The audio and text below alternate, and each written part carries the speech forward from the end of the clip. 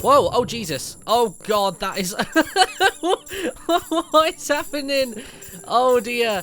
Everything is syncing up from my home Xbox One and suddenly it is all flying up on the side of the screen. My God. I have no idea what is happening, but hello everybody. I'm InTheLittleWood, also known as Martin, and welcome back to Project Spark. I did have a gander of this game earlier on this year. It may even have been in 2013. I can't actually remember, but it was one of my most anticipated games coming out of E3 when it was very first announced. And if you don't know what this game is, it's essentially, it's not even a game really. It's an engine to create games, and obviously you can download games within it. And the one thing they haven't done yet, and I can't wait until they do, is until they add Conker from Conker's Bad Fur Day as a playable character. That's something they did tease a little while back. And basically the other day, I was asked by Microsoft and also Yogs as well to create a level for Simon and Lewis to play. They asked myself, Shin and Duncan, and I saw what Shin and Duncan's levels were, and I decided that my level was going to be a little bit different, obviously in style. So I think Shin went for a collect 'em all, Duncan went for a more of a hack and slash adventure, and then I decided that some of my favourite games ever were from the Sega Mega Drive or the Sega Genesis, and they are 2D platformers, so like Sonic the Hedgehog, Streets of Rage is one that I considered as well, which has a bit of depth of field, and I decided to opt for something a little more Sonic-y. So I'm going to go in and basically take you through the level to begin with, and afterwards I'm going to show you how the level was actually created. And if you want to play this for yourself before I go through it, so there's no spoilers, it's actually called My Little Platformer, and you can find it if you literally just go to play, community, and search that word, or those words, and you should see my little avatar is me with some Kanye shades and an England football shirt. I don't know what I was thinking. I've had that avatar for like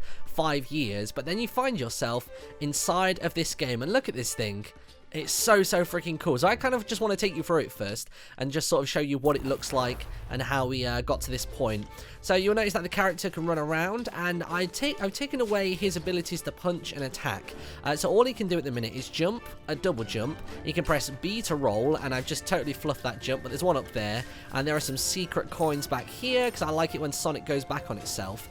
Now, because I've taken out the ability to attack, the only way you can kill enemies, they can attack you as well. So if you click on me, there you go, I take some damage. There is no health bar, but it's very unlikely that you're going to die when you play this, just because you have so much health.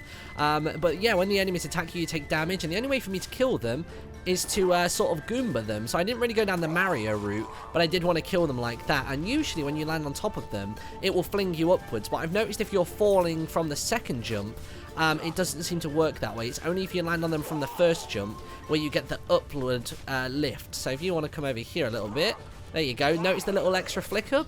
These are all little things that you have to code. These bear traps, you can add a delay of how quickly they apply damage and animate, and I basically cranked it to 0 because otherwise you could just run straight through the bear trap and get out the other end without taking any damage. So that was a little thing I thought I'd do. The little jump pads as well, these are really cool. So these are actually from a predefined brain, because everything that you code in this game works off of something called a brain, and it's literally just like when the player presses A, it will jump in the direction, and you can also set like parameters and values like, you know, how high or how far, and all those kinds of things. It's very complicated, but it's actually quite self-explanatory as well. Like, you look at it and it makes sense. It's in plain English.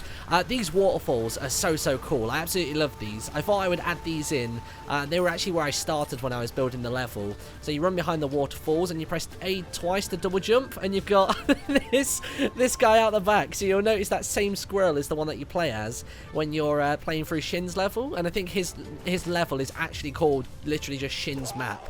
So it's quite easy to find if you want to play through his. Oh god, I actually died. Oh no, it's very unlikely you'll die, but I actually did. Oh dear. But yeah, but that squirrel is actually scaled up by like I think 300%. It's pretty crazy, but we got that.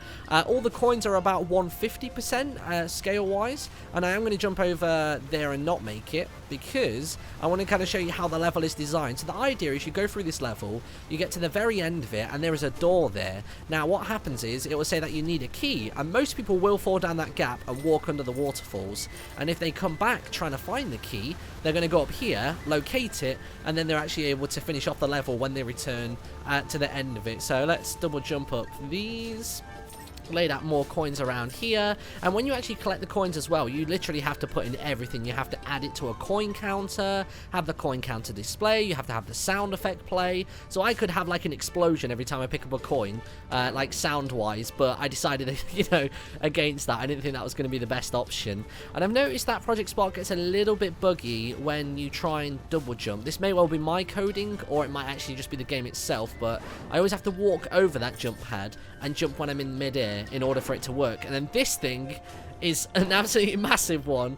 So obviously if you get to this door and you don't have the key, you have to go back by hopping onto here, and then you're straight onto the platform. It's good. It's a really powerful one. And you can get onto this little platform above the door, but it doesn't actually lead to anything. I was going to put like a little secret alternative ending, but I ran out of time to create the level. So this goes to here, and it sort of blocks you off from going any higher. And then if you go down here, you press B, and you press B on the chest, it opens up, and you get poof, and GG. Level done. Okay, so now it's time to show you how I created this level. Now, granted, this was like a 5, maybe 6 hour process, but that wasn't just for creating this level alone with prior knowledge. That was literally me loading up Project Spark, you know, downloading it on Xbox, and then, you know, watching tutorials, playing through the tutorial, opening starter kits that people have put to, like, help other people creating similar style games on the community pages. And that's basically how I got from there all the way up to the finished product. So the first thing I'm going to show you is how I actually created the platform to run on. So I actually created a world that was completely empty. All it was just this big square of water. You can see how the world border is only a set size, it only goes so far, and to do that I basically just had to use this tool here, the add and subtract tool.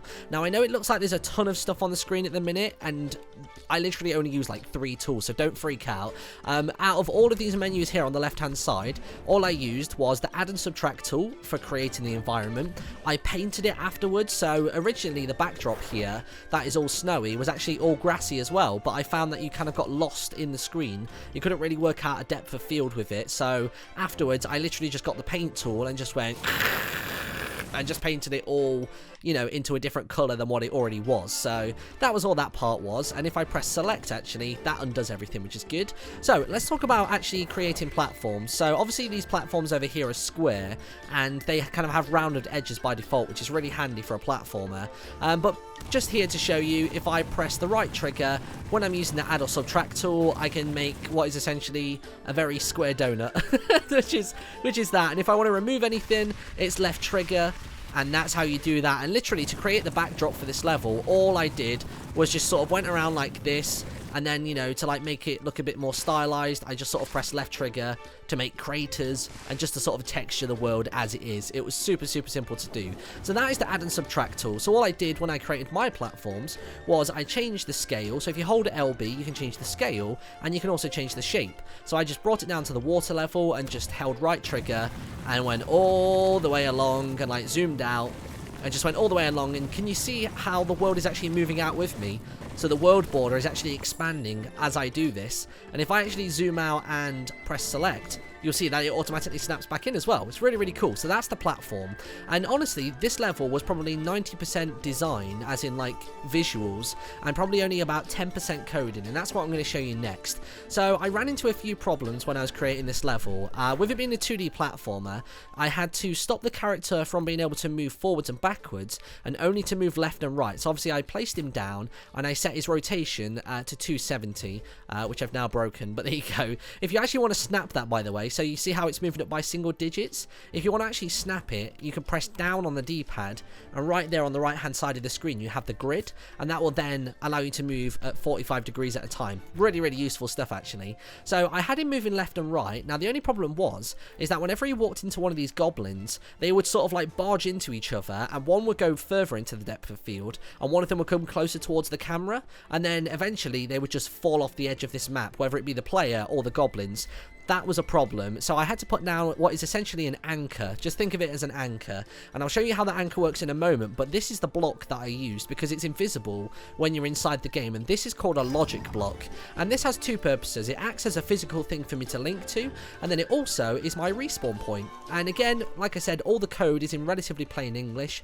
This, all it does is says when there is not a player, you're going to create a woodland peasant, and that is actually a selector. So I could say you're going to create a signpost. in that position, and I would respawn as a signpost if I were to die as the woodland peasant. Obviously not preferable, but that's the thing you can do. And all it's going to do is it's going to spawn that woodland peasant at the logic block's position, and it's going to set that peasant to be in the player. And of course, when you open this player, that's where the majority of his code is basically going to live. So this is everything to do with the character that you're going to be playing as. And there is a lot of stuff in there, and I still believe that some of it I don't actually use. I basically trimmed the edges and popped in extra bits that I needed. So let's first get him staying on a 2D platform. That's the most important thing for my side scroller. So because there's nothing after when, so that is when once, and at the start of the game it's going to set him to the team 1, and obviously the enemies are going to be team 2.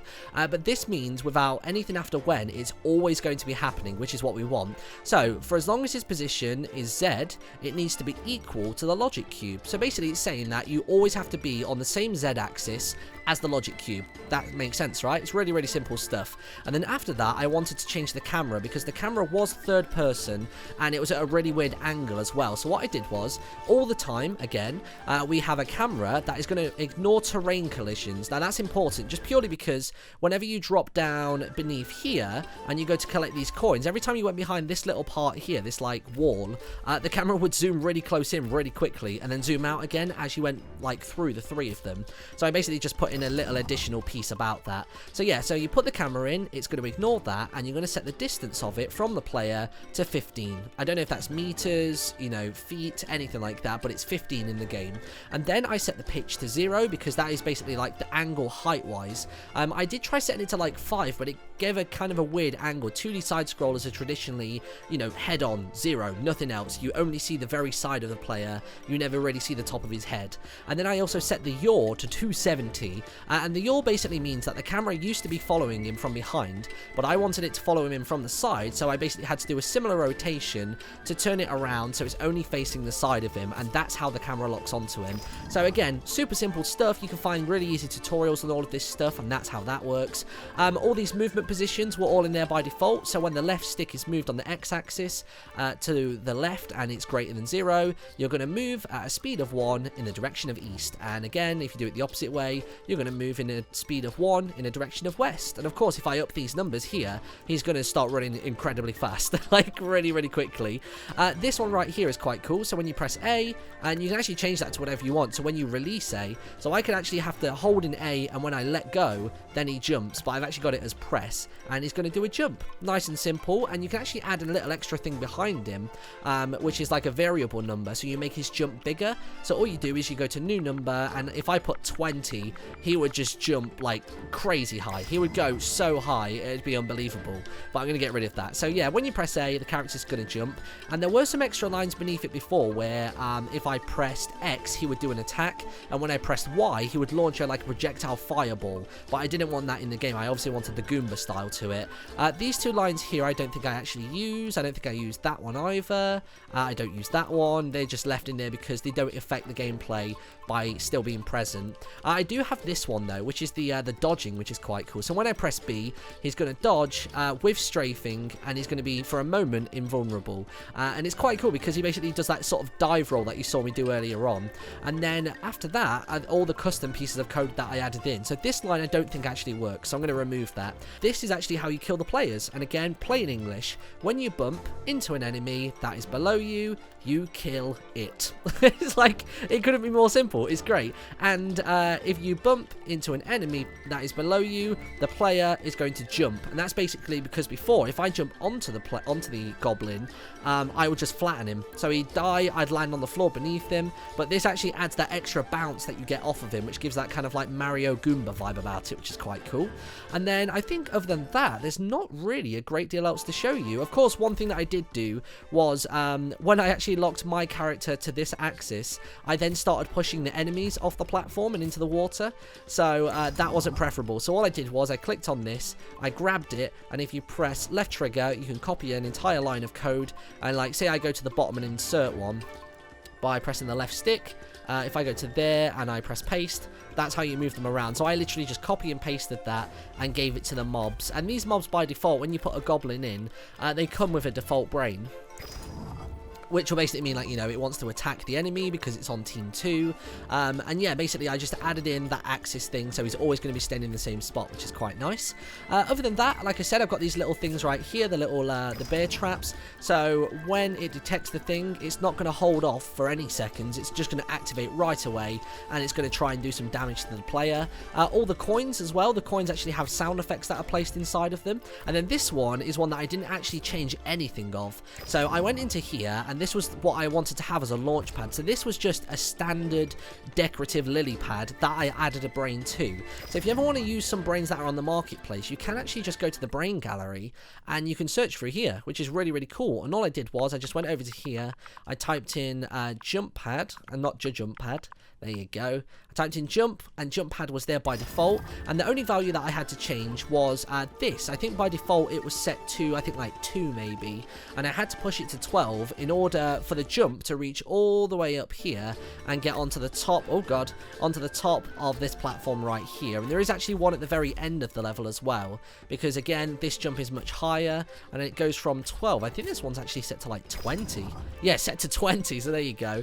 The jump is 20. It plays a little effect, like a visual effect on the lily pad itself, and it plays a whoosh fire magic sound, which is quite cool, and that flings you right the way to the top, which is quite nice. The only other thing that I did put in customized is this little thing. So if I open up the waterfall, this is actually playing a sound effect of a waterfall, because usually when you run through there by default, it's completely silent. You don't hear anything at all. It's completely dead. So I only added one of them in. I did add 2 in to here as well, but it just got a little bit spammy and a little bit noisy.